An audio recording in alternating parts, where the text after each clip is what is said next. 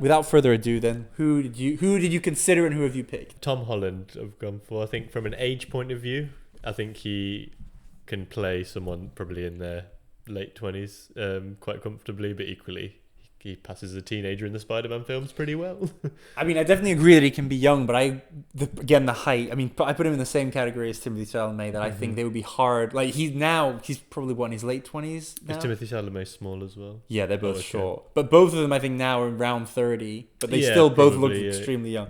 So okay, so that's your choice. So that's who you chose. I'm going with Okay, so people I considered Paul Mescal is in Gladiator, but I don't think he's not boyish enough.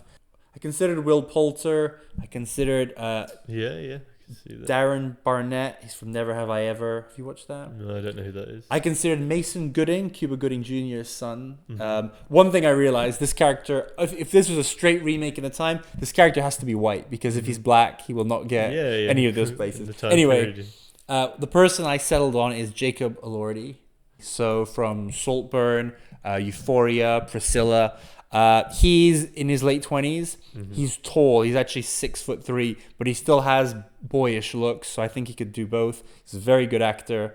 Okay, now the Tom Hanks character. So traits: smart, likable, but also other people don't like him. He's kind of got that, fuck off attitude. I put competent but goofy, and again, not violent. You never want to feel like he's gonna kill Frank.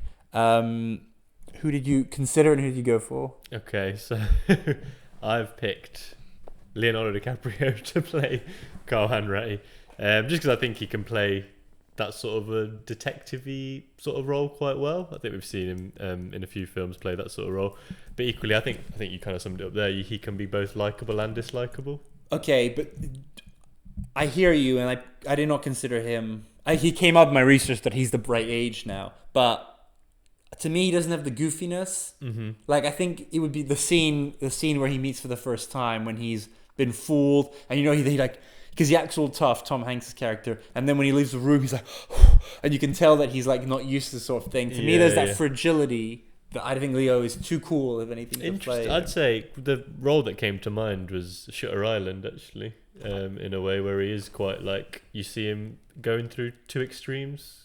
When you started that sentence, I thought you were going to say Don't Look Up, because in Don't Look Up, he's much more actually goofy. Yeah. Shutter Island. Not necessarily goofy, but more like you see him fragile, be quite fragile and flustered and things like that. But goofy, yes. So, Don't Look Up is a good example, actually. Yeah, it's probably one of his only films I can think of where he is a little bit... Yeah, I think it's the only one. A bit zanier, yeah. I did have a second choice, and it is going to sound like I only watch Marvel movies. But Robert Downey Jr.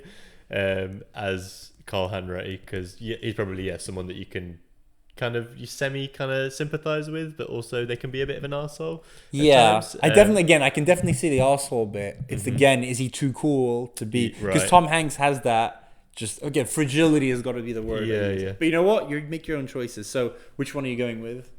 I'll go Leo. Leo. As a weird tie. It's funny because when we did Mask of Zorro, I don't know if you got to that bit. Older Zorro character Antonio Banderas is just about the right age, so Frosty chose Antonio Banderas to be older Zorro. Pure coincidence. What are yours? I have a lot. I'll just rattle off some that I considered. I actually have two. I actually haven't made a final decision. Okay, this is cheating. I'm going to rattle off my consideration, then I'm going to tell you my two finalists, and I'm just curious to see what you think. Okay. How's that? So, not chosen. Sterling K. Brown. This is actually a very close. Steve Carell, I think, would have been great. Great shout, yeah. Adam Brody. So, have you seen him? He's in that rom-com at the moment with Netflix. So Miriam's watched it. I've not seen it, but yeah. Chris O'Dowd. Yeah, I think he'd be really good in this. Like, he's a good actor, but he's obviously maybe he's a bit too silly, but I think he could do it. Omar Sy, the French, him. Yeah. Benedict Cumberbatch. Yes. Oh, that one. I like that one. Pedro Pascal, Jason Sudeikis. So my two finalists are Jordan Peele. Okay. And Jason Segel.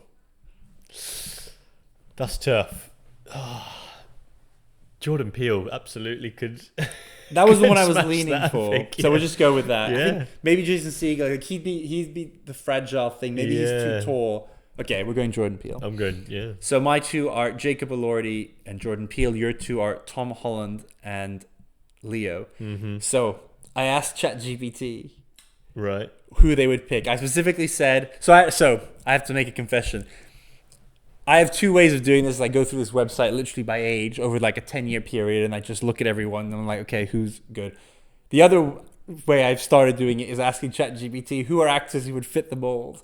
And Jacob Elordi came. I think I probably would have gotten there myself, but he came up there, and I was like, I think the first time I asked ChatGPT, narrow it down to one for each, they chose Jacob Elordi. I was like, shit. They chose Oscar Isaac for Carl, which I disagree with. I think he's way too serious. And again, not goofy at all. So because I chose Jacob Elordi, I decided to ask ChatGPT to make another definitive choice, and it chose Tom Holland and Bryan Cranston for the Carl role. I like those. And I also asked, please give me a one-sentence explanation. For Tom Holland, his youthful charm and quick wit would capture the cleverness and vulnerability of a con artist.